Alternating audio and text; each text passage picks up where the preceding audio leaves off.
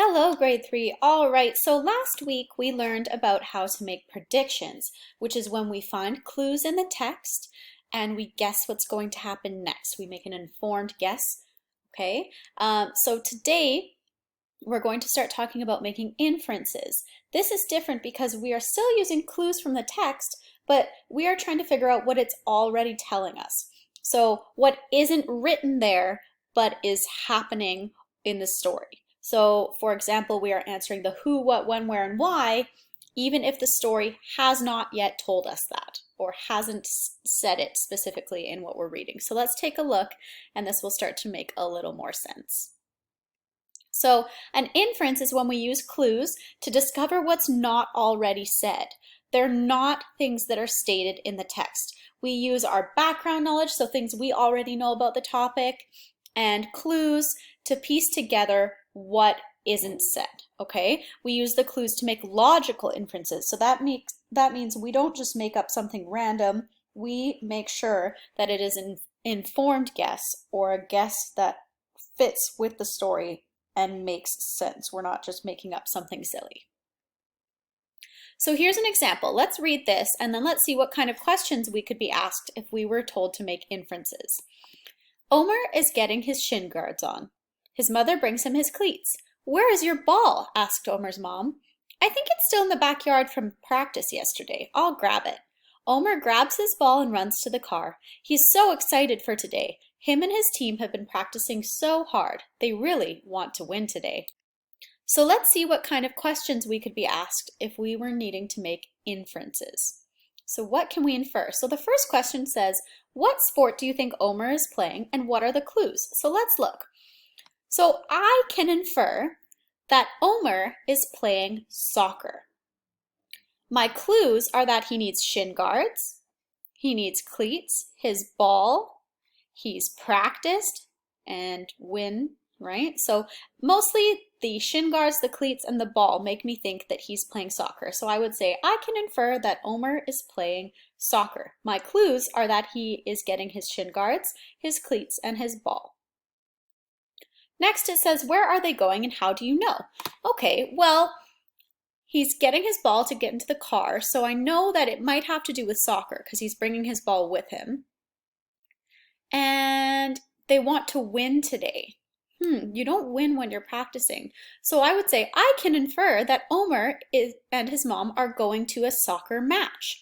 I would say a match and not a practice because they're talking about winning. You don't win during a practice. You win or you lose during a match. So I would say I can infer that they are going to a soccer match because Omer wants to win the game. Okay, let's do another one. The teacher stood at the front of the room. It's okay, I'll wait, she said. No one was listening. The teacher kept patiently waiting. Eventually, she went over to the board and put a tally mark under the recess ode. As soon as she did, the students started shushing their classmates. What was the class doing? And how do I know? So what was the class doing? Why was the teacher waiting? How do I know? Well, the teacher is waiting up at the front. No one's listening. People are shushing people. I can infer that the class is talking, and that's why the teacher is waiting, because the class is talking. And I can infer that because I know that no one's listening and that they have to be shushed. So if people are being shushed, that means they're making a lot of noise and they need to quiet down. So I think that the class is talking. Let's do one more. Play walked up holding a cucumber. He heard excited squeals coming from the cage. It was morning and he knew they hadn't eaten yet. So what is Play doing and how do you know?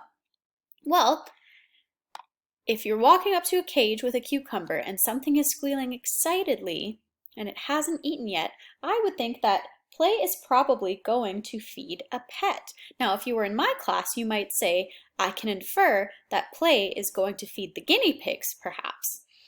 And how do I know? Well, guinea pigs eat cucumbers. They make excited squeals when they see food, and they live in a cage. Okay? So, what is inferencing? All right, so once again, it's using the evidence to read between the lines. So we're looking at what's there to figure out what isn't said. We can infer feelings, so why people are doing things or what they're feeling. We can infer why things are happening, where characters are, and what is happening. And we use what we know and what the author tells us. Those are our clues, okay? So I want you to pause and I want you to go watch the two videos that are linked. They involve actors who are working on filming a movie. Now the actors make an inference by adding an extra line to the script, and they have to explain to the director what they mean and why they made that inference. So these are some great examples. Go watch those and then come back. All right, I'm so glad you're back. So we use clues and what we already know to infer the who, what, when, where, or why. This is different from predicting because it doesn't tell us it in the text, okay? We're also not making a guess about what's happening next. We're talking about what's actually going on right then and there. So we're going to do this example together, and then you're going to have two to do yourself for your activity, okay? So this says, a woman finished reading a story and closed the book. About 20 children got up from the carpet and went to a corner of the room. They began taking coats and hats off of hooks. After putting on their coats and hats, the children lined up. Interesting. So let's see here. I'm just going to get my pen ready for us. I am going to start my sentence with Your writing will be a lot neater because you won't have to use, oh my goodness, a computer mouse. I can infer. My goodness, this is messy writing, Miss Julia. I can infer that. You're always going to start your sentence with this, okay? And then you're going to write what you can infer, and you're going to say because, oh boy, I wish I had a typing option. This is messy. You wouldn't write messy like this. Okay, so it wants to know, where are the children going and how do I know? Well, so the children just listened to a story. There's about 20 of them. They were sitting on the carpet. Now they're getting their coats and hats and putting them on and lining up. I can infer that the children are going to recess because it sounds to me like they're a class of 20 children and they're putting on their outside gear to go outside. So that, I believe, would be my best inference. You might also infer that they are going home. Maybe it's the end of the day. But I think because we're figuring out that they're probably at a school, someone's reading them a story, there's about 20 of them, which is the size of a class, and they were sitting on the carpet, and they're lining up, that they were probably at school. So I can infer that the children are going to recess because there are 20 of them, which is a class, and they're putting on their outside gear and lining up, okay? So you want to include the clues that work for you, okay? So in your home learning book, you're going to write today's date and your I can statement. You can add a 1 and a 2. You don't have to draw the lines. They're already in your home learning book for you.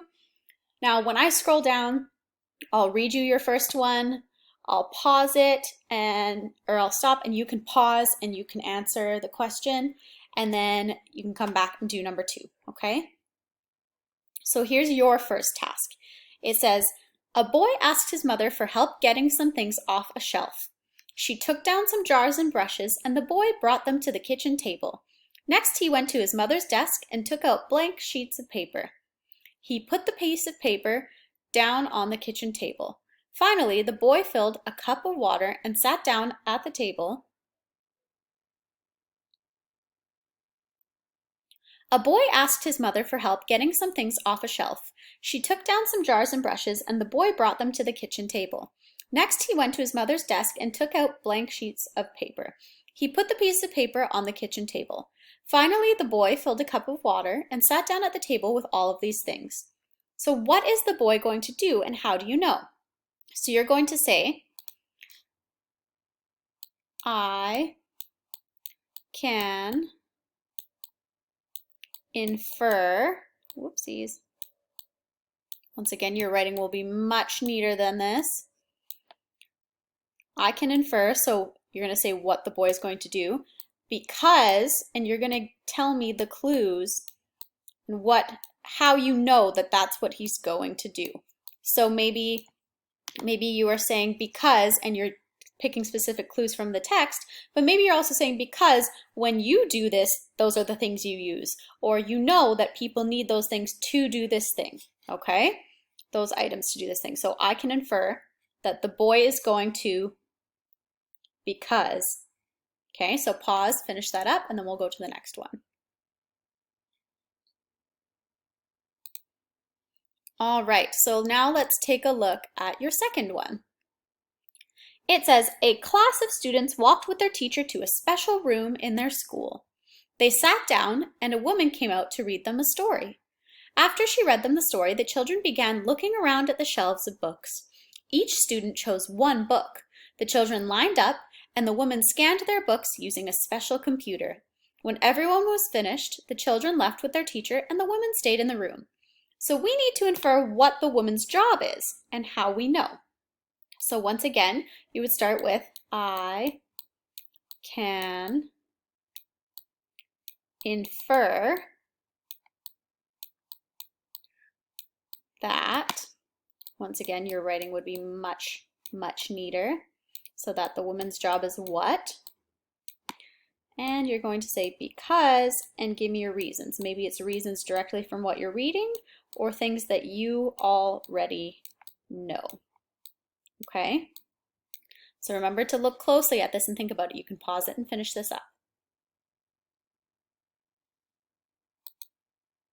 Okay, so that is your job for today and tomorrow. If you finish early, you can submit it to me on Class Dojo. I'll make sure the activity is up nice and early for you. Then you can be doing Raz Kids when you're done, maybe some punctuation games to practice on ABCYA, okay? But you should be doing a bit of Raz Kids every single day, so at least 15 minutes or so, okay? Have fun. Here's my credit slide. It tells me where I got my information. Have fun.